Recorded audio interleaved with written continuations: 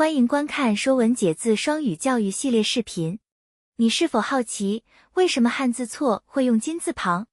金字旁通常与金属、财富和价值有关，但如今我们熟悉的错字含义似乎与这些毫无关联。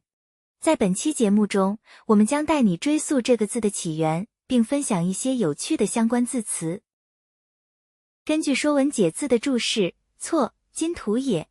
金涂即用金粉涂抹。在古代，错字最初是一个动词，与手工艺密切相关。早在春秋时期，古人将一种在器物上镶嵌或涂饰金银等贵金属的技艺称为错金错银。金作为一种珍贵金属，具有出色的延展性，可以被制成极薄的帛或拉成极细的丝。虽然银的延展性稍逊于金，但它的性能依然非常优良。人们利用金银的这些特性来装饰器物。工艺流程是，先在青铜器的表面预铸出浅浅的纹饰或字形，然后将细薄的金银片或金银丝嵌入这些凹槽中，经过精心打磨，使器物表面光洁亮丽，从而通过金银与青铜不同的光泽反射，展现出绚丽多彩的图案和铭文。南宋诗人陆游在《金错刀行》中写道：“黄金错刀白玉妆，夜穿窗飞出光芒。”这句诗描述了一把华美精致的刀，以黄金镀饰的刀身镶嵌白玉的刀柄，到了夜晚，它散发出耀眼的光芒，穿透窗户。错这种工艺对工匠的技艺要求极高，需要他们精确掌控，使金银等金属与器物基材完美融合。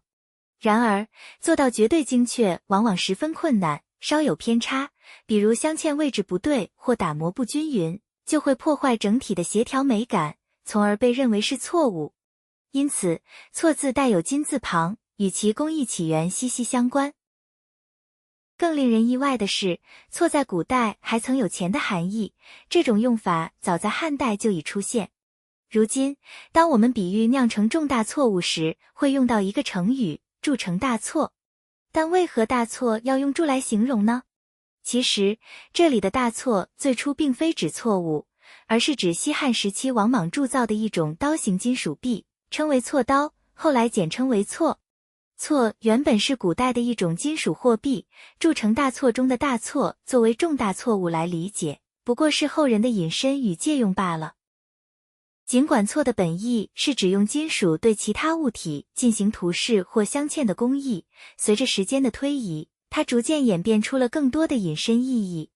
从纸袋刻画花纹开始，错进一步引申为花纹的交错，由此延伸为不相合的含义。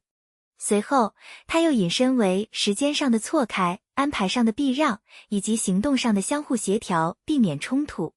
最终，错从交错不合的概念发展为与规范或标准不符，并引申出错误的含义，形成了我们今天熟悉的用法。如今，错这个汉字在我们的日常生活中应用广泛。比如，做了错事被称为犯错，需要认错或承认错误，才能真正做到知错就改。我们用不错来表示对某人或某事的肯定，含有满意或称赞的意味。在古代，交错指的是祭祀结束后宴饮时的敬酒礼仪，东西正对面敬酒称为交，斜对面敬酒则称为错。而在今天，交错一词常用来形容道路等的交叉错杂，或者往来不绝的景象。